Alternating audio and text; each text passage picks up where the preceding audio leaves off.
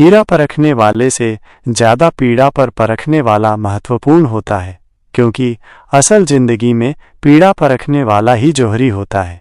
नमस्ते, मैं आपका स्वागत करता हूं और एक छोटी सी कहानी सुनाता हूं। ये कहानी दो राहगीरों की है जो शाम के समय मंदिर के बाहर बैठे हुए थे, प्रतीक्षा कर रहे थे कि रात बीत जाए ताकि अगली सुबह बस पकड़कर दूसरे गांव जा सकें। ये पुराने जमाने की कहानी है। तभी अचानक से बारिश शुरू हो गई। दोनों को बहुत भूख लग रही थी। दोनों के पास रोटियां थीं। पहले के पास 3 रोटियां थीं और दूसरे के पास 5 रोटियां थीं। दोनों मिलकर भोजन करने ही वाले थे और 4-4 रोटियां बांटने का सोच चुके थे। तभी एक तीसरा राहगीर वहां आ गया। उसने कहा, मुझे बहुत भूख लगी है, क्या मैं भी आपके साथ खाना खा सकता हूँ? मुझे भी कल सुबह की बस यहीं से पकड़नी है। उन्होंने कहा, ठीक है भाई, तुम भी बैठ जाओ। लेकिन अब समस्या ये थी कि खाने को कैसे बांटा जाए, क्योंकि रोटियां 8 थीं और खाने वाले 3। दूसरे वाले ने सुझाव दिया, हर रोटी के 3 टुकड़े कर लेते हैं, इस तरह 24 टुकड़े हो जाएंगे। फिर उन्होंने 24 टुकड़े किए और तीनों ने 8-8 टुकड़े बांटकर खा लिए। रात उन्होंने मंदिर के प्रांगण में विश्राम किया।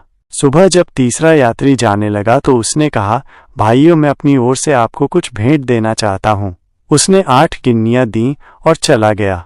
दोनों राहगीर आपस में गिन्नियां बांटने के लिए तैयार हुए। दूसरा बोला, बड़ा आसान है, 4-4 गिन्नियां रख लेते हैं। लेकिन पहले ने कहा, नहीं भाई साहब, मेरे पास तो 3 ही रोटियां थीं, आपके पास 5 थीं, तो आप 5 गिन्नियां रखो और मुझे 3 दे दो।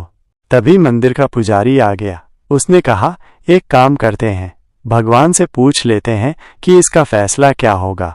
पुजारी जी ने पूजा की और ध्यान में बैठे। भगवान ने दर्शन दिए। पुजारी ने उनसे पूछा, 2 राहगीर यहाँ रुके थे, तीसरा भी आया, उन्होंने मिलकर भोजन किया, तीसरे ने 8 गिन्नियां दी, अब क्या हिस्बान बनेगा? भगवान ने बताया, पहले वाले को सिर्फ 1 गिन्नी मिलनी चाहिए और दूसरे वाले को 7।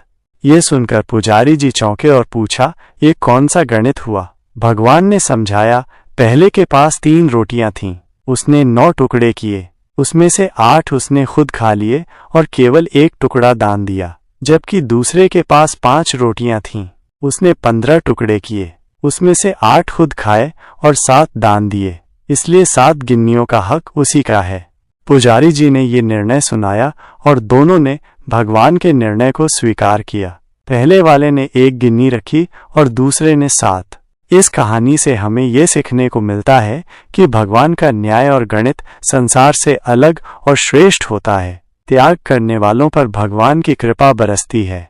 दान सच्चे मन और बिना दिखावे के किया जाए तो ही उसका मूल्य होता है। दिखावे के लिए किया गया दान केवल स्वार्थ है।